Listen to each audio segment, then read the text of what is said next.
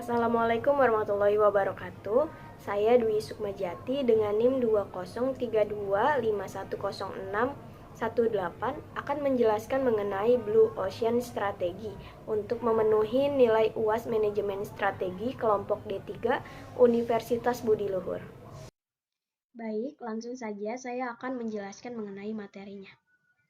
Saat ini, persaingan usaha itu semakin ketat, sehingga perlu adanya mencari cara atau ide-ide dan strategi pemasaran yang inovatif dan kreatif yang tidak terpikirkan oleh pesaing yang lainnya, sehingga dapat memunculkan peluang bisnis yang luas dan dapat diterima oleh masyarakat luas. Nah, salah satu strateginya itu adalah Blue Ocean Strategi. Mari kita mengenal Blue Ocean Strategi. Blue Ocean Strategi ini pertama kali dikemukakan oleh Wee Chan Kim dan Rain Maborn.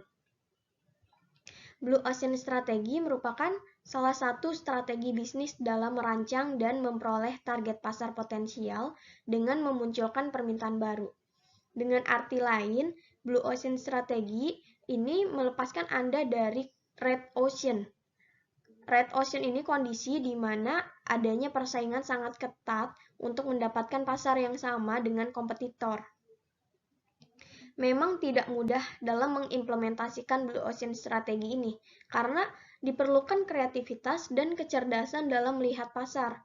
Selain itu juga membutuhkan biaya yang cukup besar, karena dari awal bisnis dimulai ini sudah berani tampil beda dengan pesaing yang lainnya, sehingga produknya itu termasuk ke dalam segmen khusus yang menciptakan permintaan menjadi lebih tinggi. Perbedaan Blue Ocean dan Red Ocean. Blue Ocean ini kompetisinya tidak relevan, sedangkan Red Ocean ini memerangi kompetisi. Yang kedua itu Blue Ocean menciptakan pasar yang belum ada pesaing, sedangkan Red Ocean bersaing dalam pasar yang sudah ada. Yang ketiga, Blue Ocean mendobrak pertukaran nilai biaya, sedangkan Red Ocean ini memilih antara nilai biaya atau value cost trade-off. Yang keempat, Blue Ocean memadukan keseluruhan sistem kegiatan perusahaan dalam mengejar diferensiasi dan biaya rendah. Sedangkan Red Ocean memadukan keseluruhan sistem kegiatan perusahaan dengan pilihan strategis antara diferensiasi atau biaya rendah. Yang kelima, Blue Ocean menciptakan dan menerima permintaan baru, sedangkan Red Ocean mengeksploitasi permintaan yang ada. Nah, untuk ilustrasinya seperti pada gambar ini ada laut merah dan juga laut biru, di mana laut merah ini Red Ocean dan laut biru ini Blue Ocean. Sudah terlihat pada gambar bahwa di laut biru ini hanya ada satu ikan, di mana pesaingnya hanya satu atau tidak ada ya. Dan di laut merah ini banyak ikannya, di mana pesaingnya sangat banyak juga. Seperti itu kurang lebih untuk ilustrasinya. Ada 4 tindakan dalam menerapkan Blue Ocean Strategi. Yang pertama ini ada eliminate atau menghapus. Mengeliminasi atau menghapuskan hal-hal yang tidak bernilai dari produk, supaya produk mampu memaksimalkan fitur dan bagian yang tersedia sehingga dapat menonjolkan karakter dari si produk itu. Yang kedua itu ada reduce atau mengurangi. Mengurangi unsur-unsur yang nilainya kurang namun tetap diperlukan. Setidaknya menguranginya itu di bawah standar industri, sehingga bisnis akan lebih terarah sekaligus dan menghasilkan keuntungan yang lebih baik. Yang ketiga itu ada rise atau meningkatkan. Nah, jika sudah mengurangi fitur yang kurang, memberikan manfaat, maka perlu meningkatkan standar dan juga fitur yang memiliki keunggulan, sehingga akan menjadi peluang dalam pembeda dari produk pesaing. Yang keempat itu ada create atau menciptakan. Menciptakan hal-hal baru yang belum pernah ada dan dilakukan oleh industri baru. Menciptakan fitur yang terbukti mampu memberikan nilai dan manfaat lebih, supaya mampu memikat dan diterima oleh masyarakat luas. Kekurangan dalam Blue Ocean Strategi. Yang pertama, membutuhkan investasi dan biaya yang cukup besar.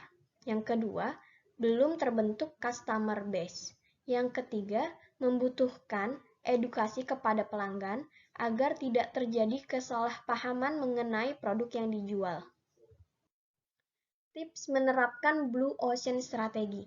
Yang pertama, fokus pada ceruk pasar. Perlu adanya menciptakan ceruk pasar baru yang tidak pernah terpikir oleh pesaing lainnya. Contohnya dengan mengangkat hobi menjadi sebuah peluang yang potensial. Nih, contohnya itu kita memiliki bisnis kafe dan hobi kita ini otomotif.